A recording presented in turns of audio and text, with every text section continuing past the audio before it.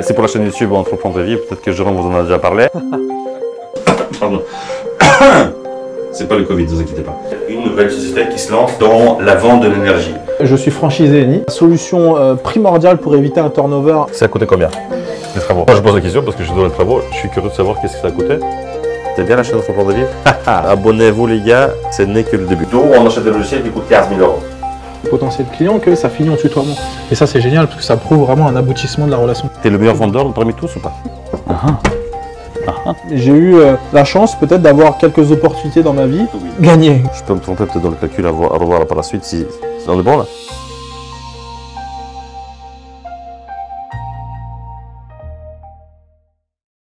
C'est quoi cette société? Comment ça fonctionne? Pourquoi ils ont des clients et tout ça? Tout ça va être expliqué aujourd'hui par Jérôme. Ceci est son directeur général. Jérôme, salut. Stan, bienvenue. Bienvenue, merci. Enchanté. Merci. C'est une société d'origine italienne qui a été créée dans les années... Dans les années 50. Alors, initialement dans les années 40, mais ça portait le nom d'Agip. Alors maintenant, Agip, ce sont les stations-service Eni, ce qu'on peut voir sur les bords d'autoroute. Et en 54, Monsieur Mattei a fondé Eni. Très bien. Est-ce que toi, tu es Eni ou tu... C'est quoi le lien entre toi et Eni? Je suis Eni. Alors en détail, je suis franchisé Eni depuis maintenant 4 ans.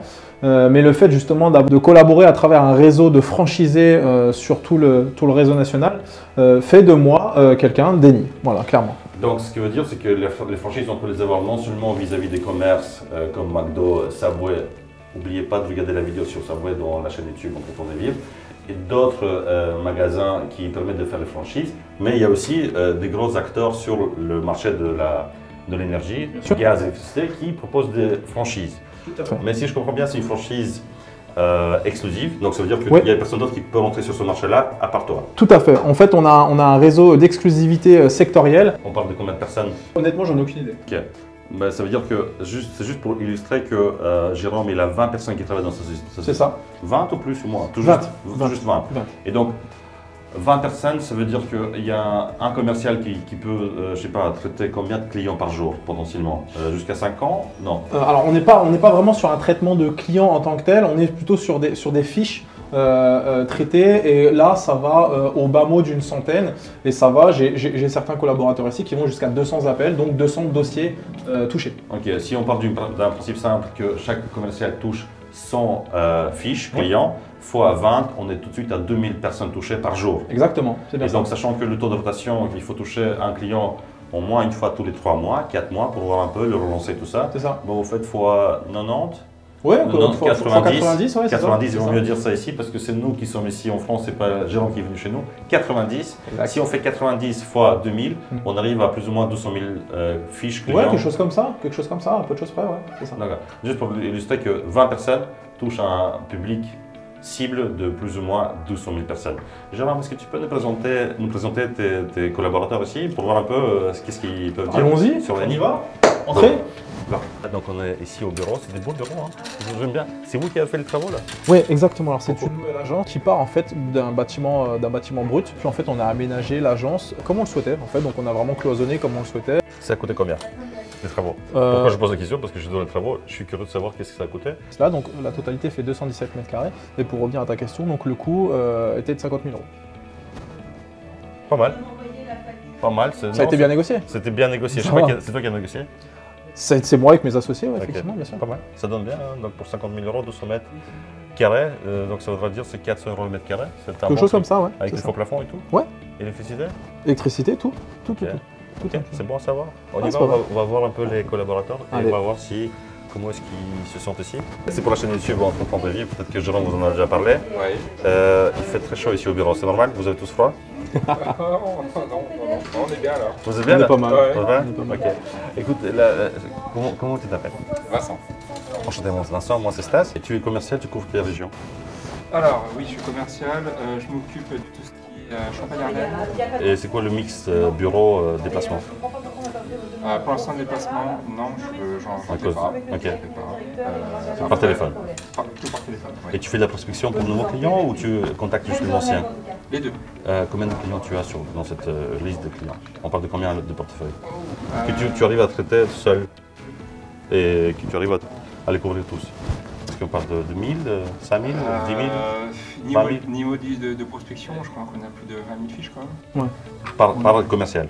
Non, pas par commercial, global. sur l'ensemble de la Global. société. Ok. Après, Pour la prospection. Et pour les clients existants? Pour les clients existants, là j'en suis à l'heure actuelle à un petit peu plus de 110, 120. Ouais, quelque chose comme ça, une grosse centaine. Ouais. Une grosse centaine. Que tu recontactes de temps en temps pour renouveler les contrats. Ok, Donc, un petit relationnel derrière. c'est ça. L'AFRAC, c'est toujours entretenir la relation avec le client. C'est super important, même si c'est un client existant. Il faut toujours entretenir la relation comme si c'était un ami. Tiens, bonjour, comment vas-tu? Comment allez-vous? Est-ce que tout va bien? Est-ce que vous êtes content? Est-ce que je peux vous aider d'une certaine manière? Ceci fidélise la relation avec le client, ce qui fait qu'il aura beaucoup plus de mal à partir voir à la concurrence. Est-ce que j'ai bien dit ou pas? C'est ça. À la base, je ne suis pas un commercial, Jérôme, si c'est bien ça le discours? C'est tout à fait ça. Tu as utilisé une sorte de lapsus qui est super intéressant, c'est t'as tutoyé.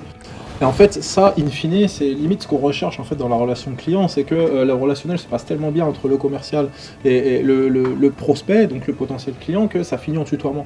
Et ça, c'est génial parce que ça prouve vraiment un aboutissement de la relation client. T'aimes bien la chaîne Entreprendre de Vivre? Très bien, j'aime beaucoup. J'aime beaucoup. C'est novateur, on en a besoin ici. Abonnez-vous les gars, ce n'est que le début. Alors Jérôme, est-ce que tu peux te présenter un petit peu et quel rôle tu occupes de ta société et qu'est-ce que fait ta société? Jérôme Luxac, donc moi j'ai 32 ans, j'ai un cursus un peu atypique en fait où, comme je t'en parlais un petit peu déjà tout à l'heure, j'ai eu la chance peut-être d'avoir quelques opportunités dans ma vie qui ont fait que j'en suis là maintenant. De quelle formation? Commercial. Commercial. Tu as fait dès le début de la formation commerciale. C'est ça. Moi, tu savais que tu étais commercial? En tout cas, je le savais, je vais peut-être pas être prétentieux, mais en tout cas, je le pensais clairement. Ta première vente, tu l'as fait à quel âge? Je faisais du B2C à l'époque, donc de la vente à particulier.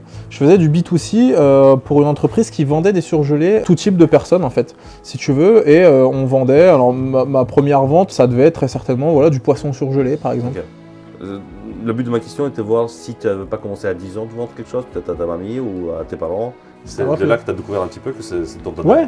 Tu sais que plus que la moitié du monde, si j'ai envie de dire 95% du monde, ne sont pas commerciaux du tout.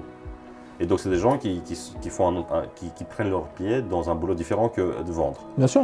Et donc, juste pour illustrer qu'un vendeur, c'est inné chez quelqu'un. Je pense. Mais on peut se former aussi, ça me concerne moi, parce que voilà, aujourd'hui, j'arrive à vendre, mais chez les commerciaux, c'est inné. Tu peux me parler de l'actionnariat et comment est-ce qu'il est composé? Alors, sur l'actionnariat, on est pour l'instant, en tout cas moi je détiens 10% des parts. Okay. Le reste est divisé en deux entre François Canard et Nicolas Starpenich qui sont à l'initiative de la création de la société. Ils ont les parts égales? Ouais. Ok, très bien.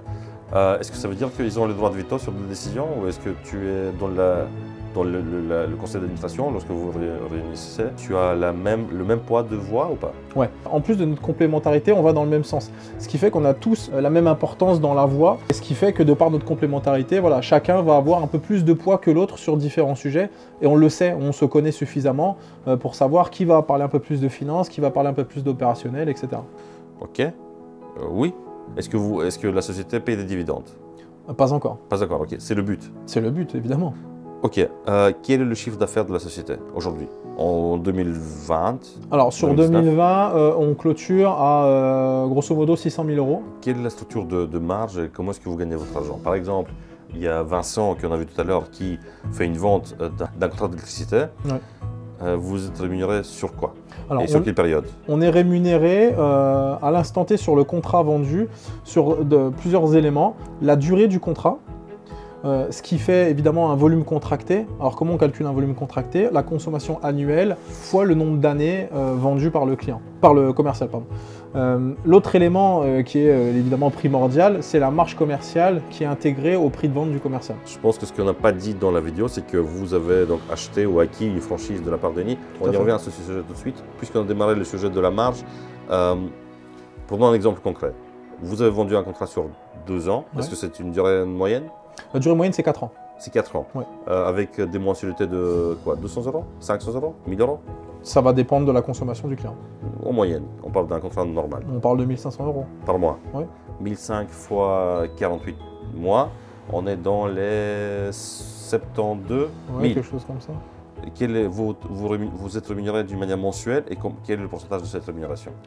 Alors en fait, il y a tout un tableau qui a été donné en amont par Eni, qui est des coefficients multiplicateurs. C'est-à-dire que tu as plusieurs curseurs sur le prix proposé par le commercial, sachant que le P7 étant le prix plancher, donc non margé, le P0 étant le prix plafond, avec évidemment le plus de marge.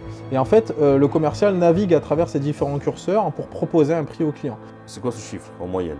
Sur un contrat de 4 ans où le client va payer à Eni 72 000 €, je peux me tromper peut-être dans le calcul à revoir par la suite si on est bon là. Ok. Qu'est-ce que Eni va vous payer sur base d'une facture que vous allez lui envoyer? En moyenne, ça va être un rapport d'honoraires sur un dossier comme ça qui va être aux alentours de 2 000 à 2 500 €. Si jamais le client, au bout de 6 mois, après avoir souscrit un contrat avec vous, décide de changer de fournisseur, il a des pénalités. Tout à fait. Il a des pénalités, mais malgré cela, s'il décide de changer, est-ce que vous avez toujours les 2 000 €? Ah oui. Oui, ça, oui. vous les gardez quoi que ce aussi, soit. effectivement, là aussi, c'est un risque financier que prend Eni, c'est que quoi qu'il arrive, à partir du moment où il nous commissionne un mois après la signature du contrat, eh bien c'est pour une période donnée de 3-4 ans. Et si pendant cette période-là, pour X raisons, alors tu en as cité une effectivement, qui est une volonté de casser le contrat, tu peux en avoir d'autres, liquidation judiciaire par exemple, des choses comme ça, eh bien fatalement, Eni aura pris un risque puisqu'il aura acheté pour X années, on va dire, du volume pour rien, mais nous, ils nous ont commissionné, ils ne reviendront jamais dessus. Okay. 1 000 € de contrat, ça fait juste un petit 1,5 %. Okay. Ça, à mon avis, c'est une discussion que vous avez avec Eni tous les ans pour monter ce chiffre.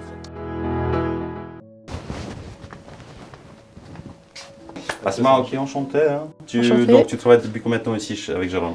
Ouf, moi, ça fait plus de 3 ans, à peu près 3 ans et demi. Ah, donc tu connais tous les petits détails croustillants sur Jérôme. Petite cacheterie. Exactement. Qu'est-ce que tu n'aimes pas chez Jérôme? Question très, très vache. Bon, j'ai pas de défaut pour l'instant. Ok, ça on va couper, il n'y a pas de matière là. C'est pas Est-ce que tu aimerais que... bien prendre la place de Jérôme un jour?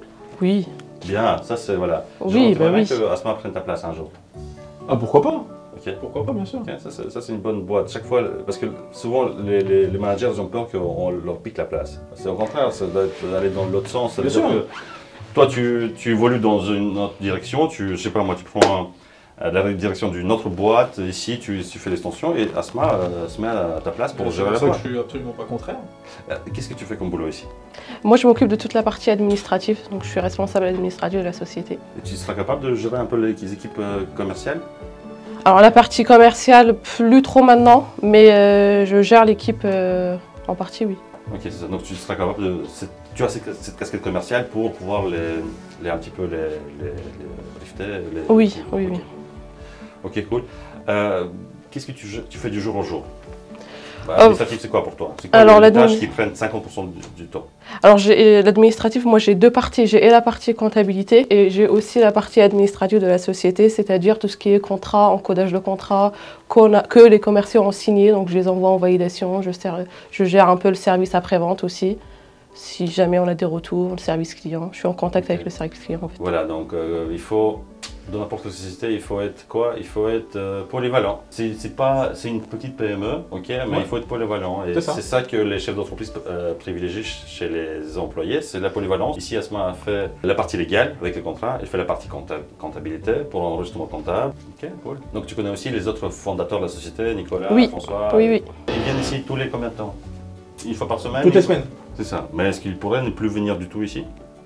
Il pourrait. Les deux pourraient.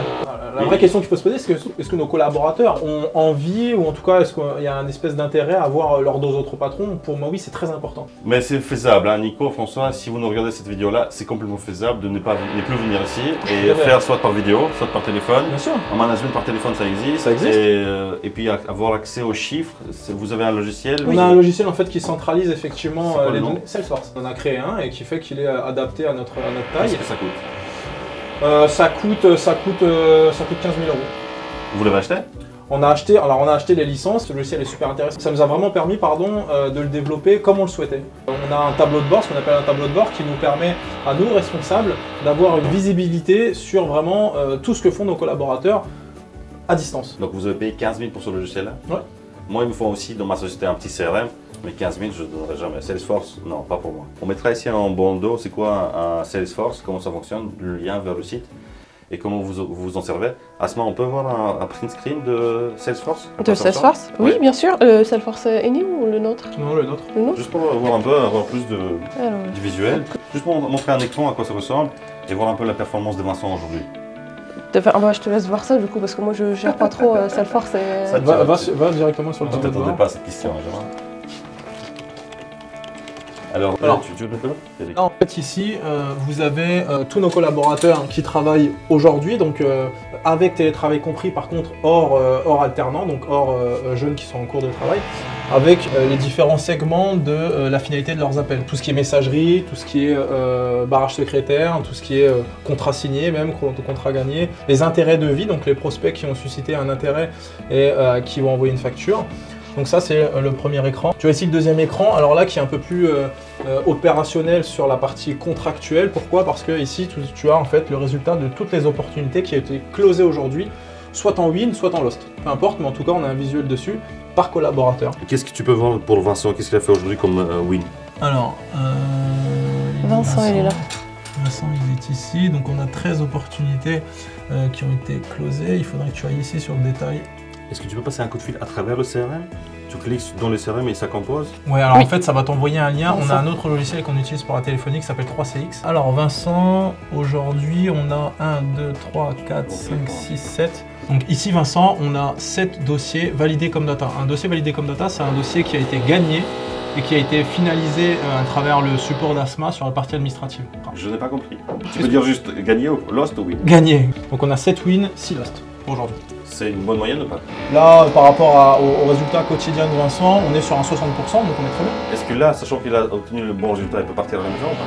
Il peut partir à la maison? Non. Il doit continuer à travailler et... Il est lié contractuellement de 9h à 17h. Même s'il a atteint l'objectif d'aujourd'hui, il doit rester... Tout à fait. Il y a d'autres coups de fil qu'il doit passer alors? Bien sûr, oui. Bien sûr, oui. Il a tout un tas de tâches qu'il s'est positionné dans son agenda jusqu'à 17h. Des tâches d'appel, des tâches administratives, mais en tout cas des tâches qui vont le faire travailler jusqu'à 17h. Et demain, la liste des clients qu'il doit appeler, elle est déjà disponible et il sait qu'il doit appeler. Tout à fait. Et c'est quoi la liste de ces clients-là? Elle est composée de combien? De 100 coups de fil? Ça va dépendre. En règle générale, alors Vincent, il a un rythme d'appel qui lui tourne plus autour des 80 au quotidien. À des professionnels. À des professionnels. Pour la prospection ou pour les anciens? Les deux. Les deux. Les deux. Alors, il y a peu de dossiers de renouvellement en cours actuellement. On est en attente du portefeuille. Donc là, on est en grande majorité, par contre, sur de la prospection. C'est juste pour illustrer à tout le monde que le sujet commercial est très compliqué. Il y a pas mal de termes ici que Jérôme les a cités, Asma. Moi, je les ai compris. On va essayer de les mettre ici dans le bandeau pour expliquer c'est quoi les taux de conversion, les leads, et tous ce genre de choses-là. Parce que là, tu me parlais à moi comme si j'étais un commercial. À la base, je ne le suis pas. Et si jamais tu parles ici à quelqu'un, à un boulanger, il ne va pas du tout comprendre. Donc, il faut être le plus explicite possible et montrer un petit peu sa métier à part entière. Et que c'est pas non plus évident de rentrer dedans et commencer à faire de la vente comme ça. C'est un métier qui s'apprend. Exact. D'où on achète des logiciels qui coûtent 15 000 €. Moi, je suis encore un peu épaté là-dessus. Hein. C'est vrai? Je sais pas. Moi, Ok. Sur le rapport qualité-prix, en tout cas, on est satisfait. Ok. Est-ce que tu connais le nom de la chaîne YouTube? Non. Non. Est-ce que tu peux aller dans YouTube maintenant et je vais voir que tu t'abonnes dessus? Mais j'ai pas le droit, Jérôme, tu peux faire une exception? Je fais une exception, un grand plaisir. Comment se faire des abonnés d'une manière organique beau, et naturelle? Jérôme, juste derrière, mais pas plus que 15.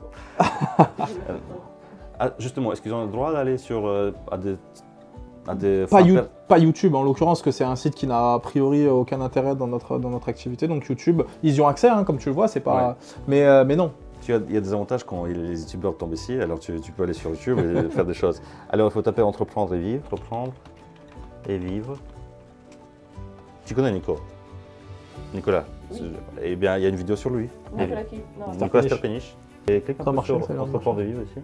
Voilà. Descends un peu plus bas. Là. Ouais. Tu regardes à l'occasion, comme ça tu connaîtras ton patron un peu mieux. Je ne sais pas comment il est dans la vie professionnelle tous les jours. Est-ce que c'est quelqu'un qui arrive d'une manière sérieuse, qui vous les porte bonjour, comment ça va? Ou c'est un petit blagueur? Pas du tout. Ouais. On a compris. Merci pour tes réponses, ça va? Et bonne continuation, ça va? Merci. Maintenant que tu es abonné à la chaîne, mets des commentaires, des likes et tout ce qui s'ensuit. T'entends quelque chose? Ah oui. Oui, oui, on a déjà la blague, quelqu'un est allé à la toilette avec. Quelle est ta rotation du personnel? Elle est très faible. Elle est très faible et pour ne rien te cacher, j'en suis assez fier. Et je vais même aller plus loin que ça. Au-delà d'une rotation de collaborateurs très faible, j'ai même très peu d'arrêt maladie. Comment tu fais pour garder ton personnel ici et qu'il ne parte pas ailleurs? Alors, pour moi en tout cas, la solution primordiale pour éviter un turnover important, c'est l'humain. C'est tout simplement l'humain. Moi, je me suis quasiment uniquement basé là-dessus, c'est-à-dire toujours être à l'écoute de mes collaborateurs. Exemple.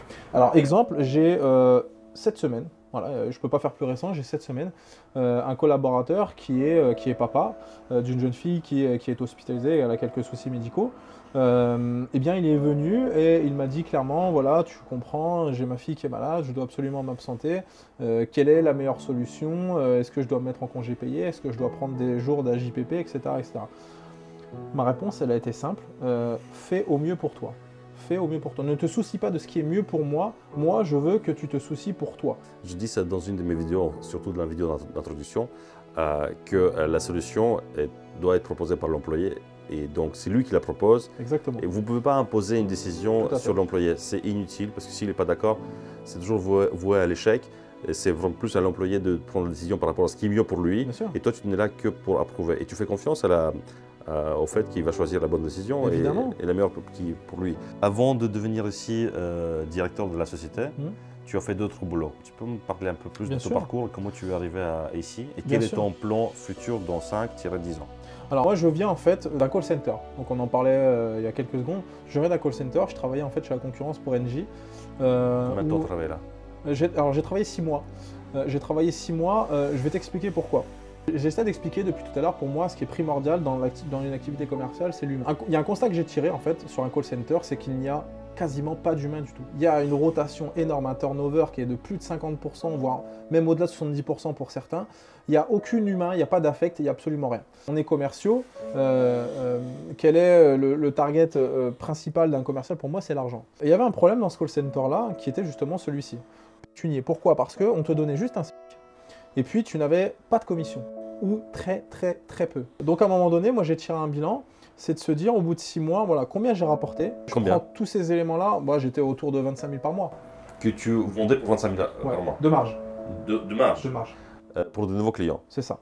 25 000 de marge, de bénéfice net pour le client? C'est ça. Que toi, tu rapportais? Ouais. Et tu coûtais à la société, je sais pas, 3 000 euros. Un SMIC, hein. Donc très peu, oui, quelque chose comme ça, par rapport aux taxes françaises, à peu près 3 000 euros. Donc, si tu veux, quand tu fais ce calcul-là, tu te dis, bon, le confort de vie au travail n'y est pas, l'intérêt pécunier n'y est pas, et il peut y avoir un troisième sujet, qui pour moi en tout cas l'était, clairement, perspective d'évolution. Elles étaient quasiment néantes. Quasiment néantes. Et de toute façon, très franchement, pas intéressantes du tout. Donc voilà, au bout de 6 mois, j'ai dit, j'avais émis plusieurs avertissements à ma direction qui n'ont pas été écoutés, donc je suis parti les voir. Quel genre d'avertissement? Je leur ai dit à un moment donné, si vous voulez qu'on travaille davantage, etc., etc., la gestion d'un call center, qu'elle soit complexe, je l'entends, donc je ne suis pas là pour la rediscuter. Par contre, moi j'ai aucun problème à dire qu'un commercial, entre guillemets, sans que ce soit péjoratif, attention, est un âne à qui on doit mettre une carotte devant. Moi en tout cas, clairement, j'ai aucun problème à dire quand j'étais commercial, j'étais un âne. Si tu mets une carotte devant, j'avance. Si tu ne mets rien, je bouge pas. Et donc l'intérêt c'était ça, un commercial sans variable pour moi n'est pas un commercial. Et donc je leur ai dit, mettez des challenges en place, faites des choses pour faire en sorte qu'on ait envie de faire toujours mieux. Ça n'a pas été entendu. Donc une fois, 2 fois, la 3e fois, je suis parti voir la responsable RH. Je lui ai dit, voilà, je te remets ma lettre, bye. Au revoir. Si quelqu'un de Engie qui nous regarde maintenant du call center, un responsable, quel conseil tu pourrais leur donner? 2 conseils, les plus importants. Mettre en place des challenges, mettre en place une politique motivationnelle financière. Soyez à l'écoute de ces collaborateurs-là parce que c'est eux qui, in fine, vont faire vivre ta société. Ça, c'est la première chose pour moi. D'autre part, financièrement, ils se disent on va payer le SMIC à tous nos employés. Ils nous font, chacun d'entre eux fait 25 000 euros. Et on est bien comme ça, que la rotation soit énorme, s'en fout. Sauf que ce n'était pas le cas, sans prétention aucune. On était peut-être 3 sur 12, on était une équipe de 12, on était à peine 3 sur 12 à dégager entre 20 et 30 000 euros par mois. Tout le reste était bien en dessous.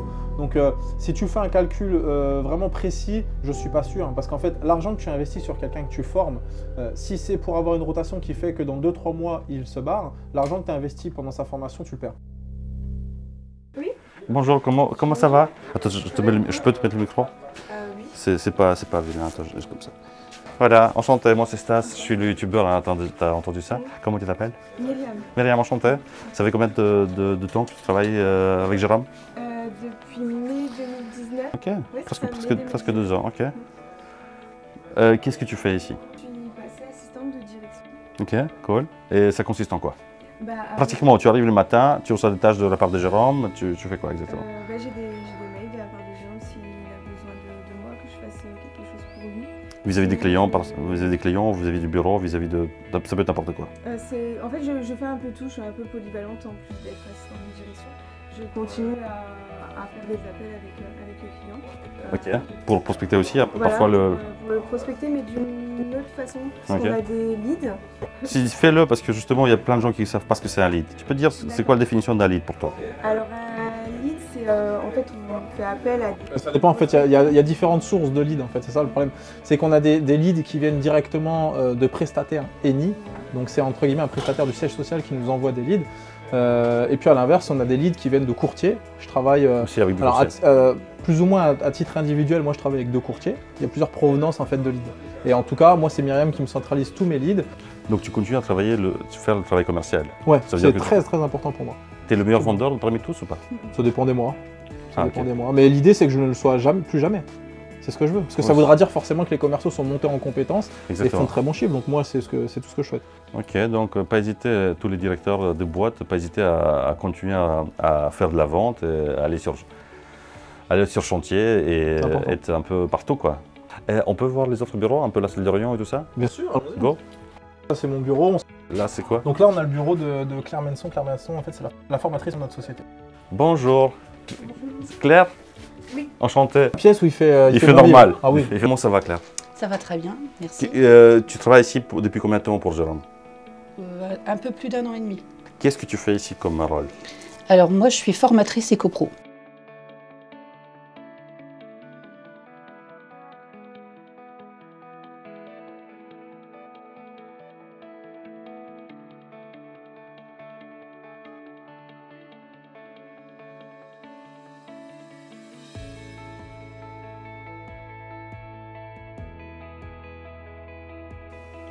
Ce qui veut dire?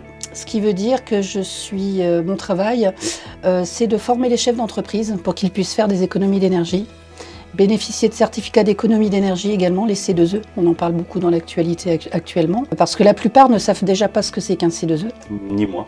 Alors en fait, ce sont des aides qu'on peut donner aux chefs d'entreprise pour faire des travaux de rénovation qui concernent les économies d'énergie dans l'entreprise. Tu orientes le client vers une autre société qui peut s'en occuper. En l'occurrence, là, je les oriente vers Jérôme. C'est Jérôme qui gère tout ce qui est dossier C2E. C'est ça. Voilà.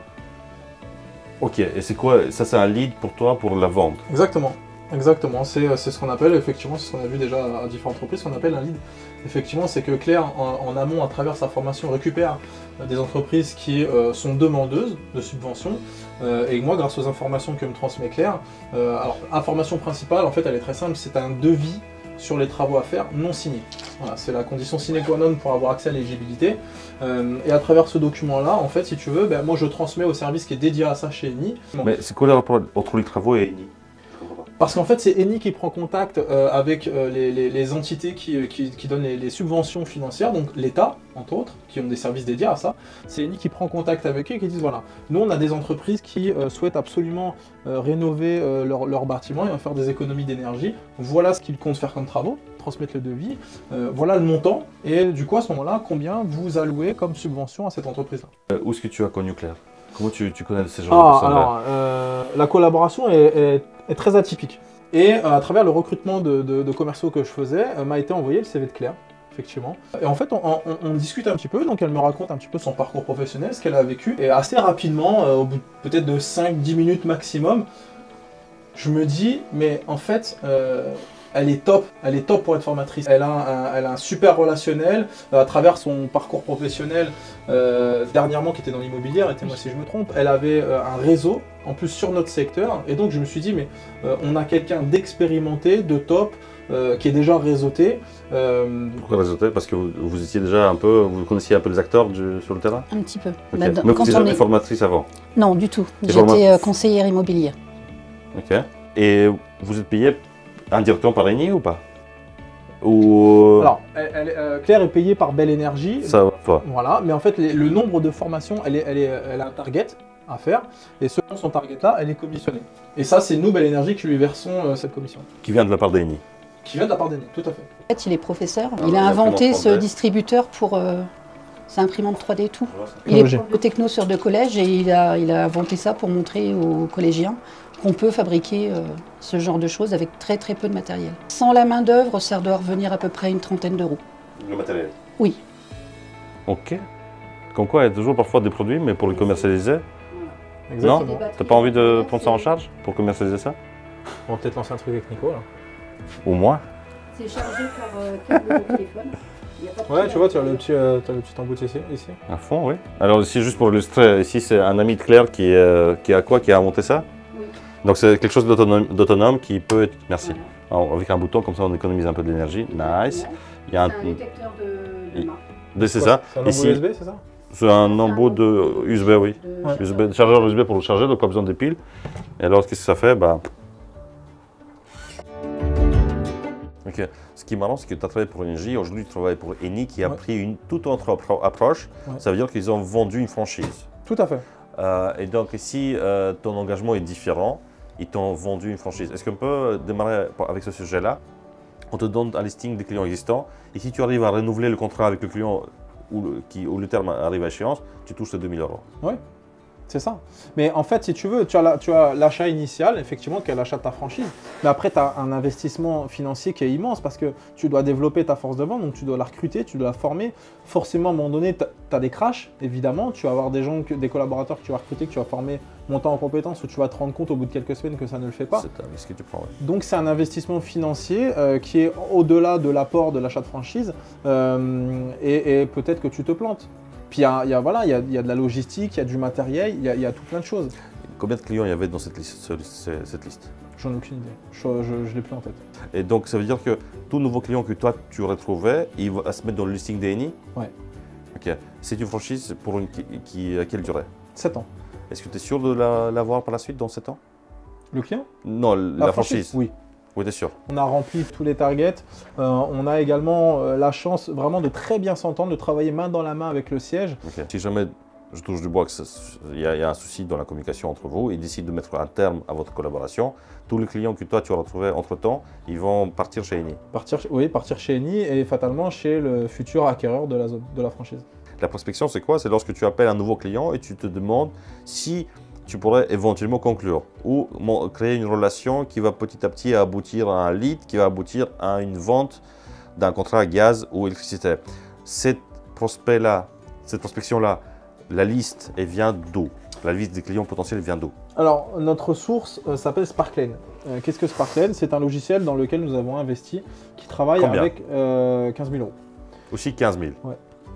Qui travaille par intelligence artificielle.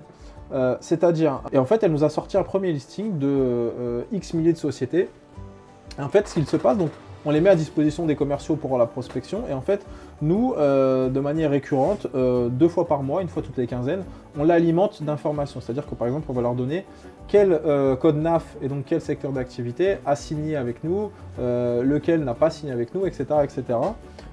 Et grâce à ça, en fait, eh bien, ils vont nous sortir toutes les semaines, tous les lundis matin, on a un export de Sparklane qui nous donne des sociétés qui ont été moulinées à travers les informations pour que nous les contactions. Ok. Est-ce que le taux de conversion est bon là? Il est très bon, il est à hauteur de 60%. Là. Il est très bon.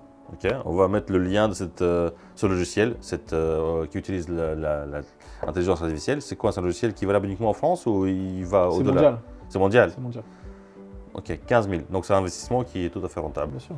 Quel est le taux de conversion entre les leads et les clients finaux en fait? Tu en parlais, c'est 60% plus ou moins. Ouais, alors via Sparklane. Après, si je prends la totalité des sources qui nous donnent des leads, on est entre 36 et 44%. C'est énorme aussi, c'est super bon. C'est très bien. C'est très bien. C'est très bien. Donc quand tu as le client en ligne, tu peux déjà déchiffrer un petit peu le comportement d'achat. Ouais. Et en fonction de ça, tu peux prendre une stratégie différente de vente. Tout à fait. En quelques secondes, pour moi, une qualité primordiale d'un commercial, c'est tout est dans l'analyse en quelques secondes de son interlocuteur. Qui j'ai en face de moi. Okay. Moi, j'essaie de faire ça aussi dans la vente de ma société de services de construction et rénovation. Ouais. c'est très sur mesure, mais j'essaie tout de suite de capter parce que faire un devis gratuitement, je peux en faire 10 par jour, mais la conversion est très très basse. Et donc du coup, c'est très important de faire bien les choses, le filtre, ce qu'on appelle chez nous au bureau, le filtre d'abord au téléphone, l'intérêt, le sérieux du client. Et juste lorsque le client est sérieux, qui veut faire des travaux rapidement, il a le budget pour, là, je vais sur place pour faire un devis. C'est ça. Donc attention, ne perdez pas de temps sur des clients où vous n'allez jamais vendre. On avait fait une petite pause technique et j'ai posé la question à Jérôme par rapport à... Oui, merci pour la caméra. Chez qui est-ce qu'il achète de l'électricité? Bon, la réponse est claire. Et Eni. Évidemment. Avec marge zéro, commission zéro, tarif le meilleur. Du coup, voilà pourquoi il fait super chaud ici dans le bureau, parce que l'électricité est au plus bas prix.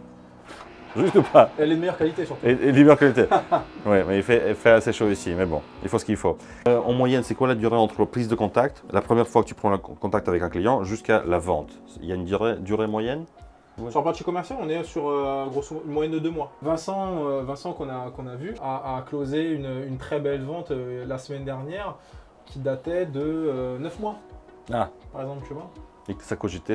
Et du coup, c'est une belle vente parce que chaque fois, un client qui consomme beaucoup d'électricité, c'est quelqu'un qui a besoin de beaucoup plus d'approbation pour passer à un fournisseur différent. Donc ça mérite 9 mois d'attente alors. Voilà. C'est ça. Au-delà de la belle vente, j'ai appuyé la pugnacité dont tu l'as fait part parce que c'est super important dans notre... Il aurait pu lâcher l'affaire bien avant.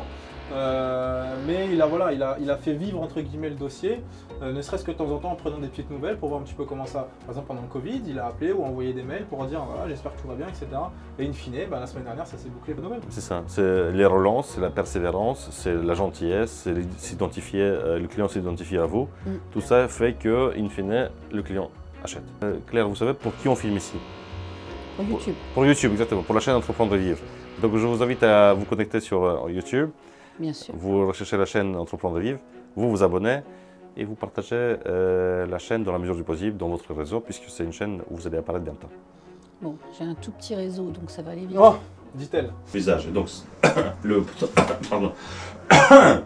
C'est pas le Covid, ne vous inquiétez pas. Et je me suis rappelé de ce que j'ai voulu dire tout à l'heure avant que la caméra ne coupe, c'est que tu as vraiment un profil d'entrepreneur puisque tu as eu Claire à l'entretien d'embauche pour qu'elle devienne commerciale. Ouais. Mais tu ne l'as pas regardé comme ceci, elle n'était pas du tout dans le moule que toi tu cherchais. Tu voyais un potentiel complètement différent et tu as tout de suite migré pour un profil différent pour Claire parce que tu savais. Et ça, c'est le profil entrepreneurial parfait que moi je décris tout le temps dans toutes mes vidéos là, c'est être flexible et être ouvert. L'autre chose, c'est qu'il faut que je dise à la caméra, c'est que Jérôme, je l'ai envoyé un petit WhatsApp hier pour dire tiens Jérôme, est-ce que tu es disponible pour un interview? Il m'a dit oui. Donc ça montre une fois de plus la flexibilité de la personne et je te remercie d'une manière exceptionnelle par rapport à ça. Et c'est vraiment à ton avantage et je crois qu'il y a vraiment de la valeur là-dedans et c'est top. Je te remercie. Claire, est-ce que vous voulez rajouter autre chose pour la vidéo? Non. Que vous allez juste vous abonner à la chaîne, suivre toutes les bien vidéos sûr. Et que vous allez liker et commenter. Avec grand tout plaisir. Ça. Avec grand plaisir. Ok, merci beaucoup Claire. On va passer maintenant, on va voir juste la salle de réunion et puis on revient ici.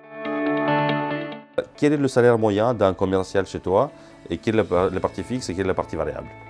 Alors la partie fixe, elle est assez simple. On est ici sur 1 700 € brut. Donc on s'est positionné volontairement un petit peu au-dessus du SMIC.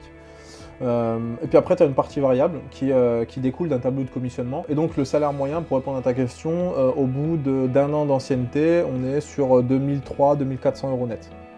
Donc la personne, il a un brut de 1700, ouais. Le net il fait plus ou moins 1400, 1300. Un peu moins, on est à 1350 grosso modo. C'est ça, plus les commissions qui peuvent aller jusqu'à 1000 €. 1000 € net en moyenne. Après, on a le mois dernier, on a une commerciale qui a fait 3500 € de net de salaire. Tu étais content de payer cette partie variable? En 4 ans d'expérience ici, chez Belle Énergie, la fois où j'ai dû le plus hausser le ton dans mes différentes prises de parole collectives. C'est quand ils n'ont pas fait la vaisselle? Exactement. Alors je m'en souviens, non, mais c'est le mois de juin dernier où je n'avais aucun commercial qui était commissionnable. Et à partir de ce moment-là, je pense que c'est la fois où j'ai poussé la plus grosse gueulante, très franchement. Parce que moi, je n'ai qu'une envie, c'est de payer au mieux mes collaborateurs. Parce que de toute façon, c'est du gagnant-gagnant. Forcément, si mes collaborateurs ont une bonne paye, ça veut dire qu'ils ont performé et donc que nous, in fine, société, on a touché un maximum d'argent également. Est-ce qu'il y a d'autres franchises disponibles de la part de Eni sur la France ou sur d'autres régions? Non, alors il y a ce qu'on appelle les zones blanches, ce sont des départements en fait qui ne sont pas attribués et donc techniquement n'importe quelle franchise peut y aller. Maintenant il n'y en a pas beaucoup, il y a le 77 qui est la Seine-et-Marne en région parisienne. T'as pas envie de prendre ça? C'est un de nos objectifs. C'est un de nos objectifs. Cool.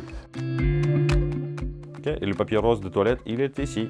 Il est ici et il est évidemment, comme on peut le deviner, choisi par une femme. Tu peux le dire, hein, si jamais c'est toi qui le choisis, c'est Non, pas grave. non, hein, tu peux alors le dire, j'aurais hein. pu, très franchement j'aurais pu, mais pour le coup je me dédouane de ça, c'est pas moi. Ok, ça marche. Ok, cool, ça marche, on regarde les autres bureaux que tu as ici? Allez, c'est parti. Go. Je vois vous avez des petits objets Eni, genre un bloc-notes, le Ouais, sac. Est-ce que tu donnes ces cadeaux-là aux clients ou pas? Non, on n'en a pas assez. Si jamais il y a un client qui t'appelle ici au bureau, tu as un numéro de téléphone fixe ici, Bien sûr. qui t'appelle et te dit il vient de la part de la chaîne Entreprendre et Vivre, est-ce qu'il peut prétendre à 3 objets de la part d'Eni? Un bloc-notes, un sac et un crochet. Ok, simple, vous appelez Eni, vous dites que vous voulez devenir client, changer, on va vous faire votre étude ici gratuitement. Ensuite, vous dites que vous venez de la part de la chaîne Entreprendre et vivre. et vous allez recevoir des goodies. C'est quoi le goodies? Je mens. C'est une calculatrice, une belle calculatrice. C'est un petit bloc-notes neuf, hein, attention il va être neuf. Évidemment. Et c'est un calendrier. Un calendrier. Tadam, tadam. Et la tasse très importante. Ou la tasse, pas mal. Avec, regardez-moi ça, Avec la petite cuillère. la petite cuillère qui va dedans. Magnifique. Donc ça, vous allez avoir droit à cela. Facile, hein. Appelez. Il y a un numéro de téléphone qu'il faut appeler ici ou il vaut mieux appeler chez Eni? Non, non, ils peuvent m'appeler directement sur ma ligne. Tu peux dire ton numéro? Bien sûr, 03 66 32 08 00. Facile. On va l'afficher ici, comme ça les gens peuvent appuyer sur pause et directement te contacter. Tout à fait. Là, tu passes tes réunions ici. Quand Nico C'est ça. vient avec François, c'est là que vous passez. Tout ce qui est réunion,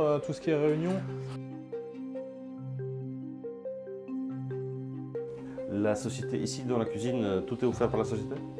Oui. C'est à qui? Ça- Par jour, il y a quelqu'un qui offre le petit déj ou c'est une fois par semaine?